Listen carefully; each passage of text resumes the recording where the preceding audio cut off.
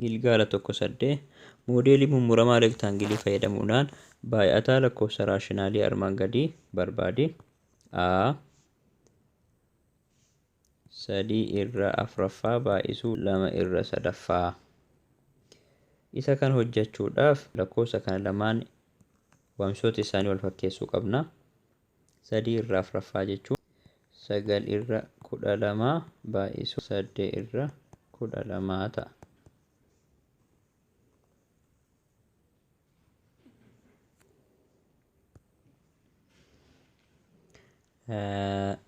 Dalgee isaa iddoo walqixaa 12tti qoqqoonna.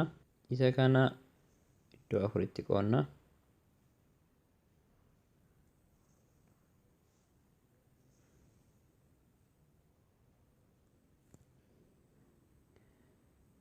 Sadii 4ffaa isaa ni dibna.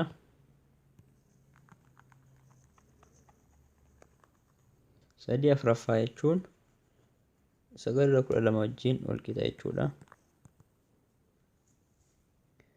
Gubbaa gadi ammoo iddoo 3tti qoonna. Sana keessaa 2 ni dibna jechuudha.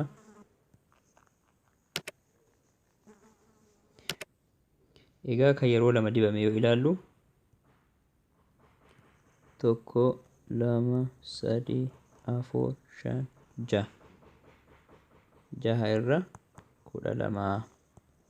Lakkoofsaanis mee haa ilaallu. 3 irra 4ffaa baay'isuu 2 irra 3ffaa qixa ta'a. 3 baay'isuu 2 6. 4 baay'isuu 3 12 ta'a. Deebiin keenya wal fakkaataadha jechuudha. Kan baallee haaluma kanaan dalaguun ni danda'ama. Kanneen armaan gadii shallagii jedha. Gaaffiin lammaffaa shallagii 0.5 baay'isuu negatiiva 6 baay'isuu 4 irra 5. Hunda isaatu gara firaashiniitti haa jijjiirru. Gaaffii A 0.5 jechuun 5 mana kurnaffaa waan ta'eef 5 irra 10 ta'a.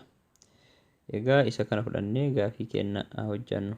5 irra 10 baay'isuu negatiiva 6 baay'isuu 4 irra 5 ta'a iddoo duwwaa. 5 baay'isuu negatiiva 6 30 ta'a.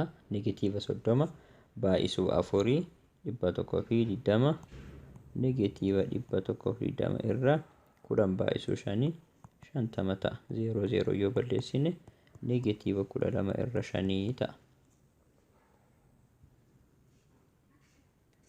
Baanis haaluma saniin dalagamaa. Caa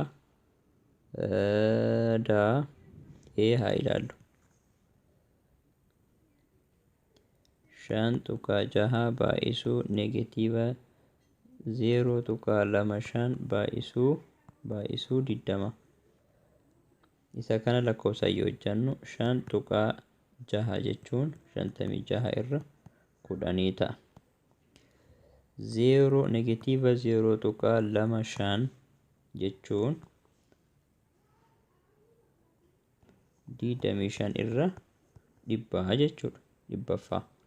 Kanaafuu lakkoofsa keenya aadalaynu 56 irra 10 baay'isuu 25 irra 100 baay'isuu 20 qixa ta'a meeqa ta'a? Kaalkuleetara keenyaatiif gargaaramuu ni dandeenya. Gaaffii faallee haaluma kanaan dalaguun ni danda'ama. Lakkoofsa 3 biraa dhaqnu. Amala raabsamaatti fayyadamuudhaan kanneen armaan gadii salphisi jedha. A 4 irra 5 baay'isuu negatiiva 3 irra 4 eda'u 15 irra 16.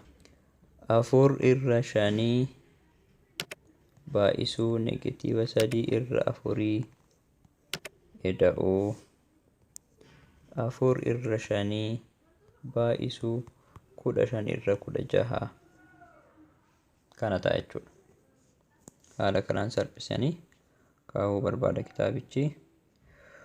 Hunda isaatu haala kanaan kaa'uun ni danda'ama. Egaa gabaabumatti sagantaan keenya karaa kana fakkaata.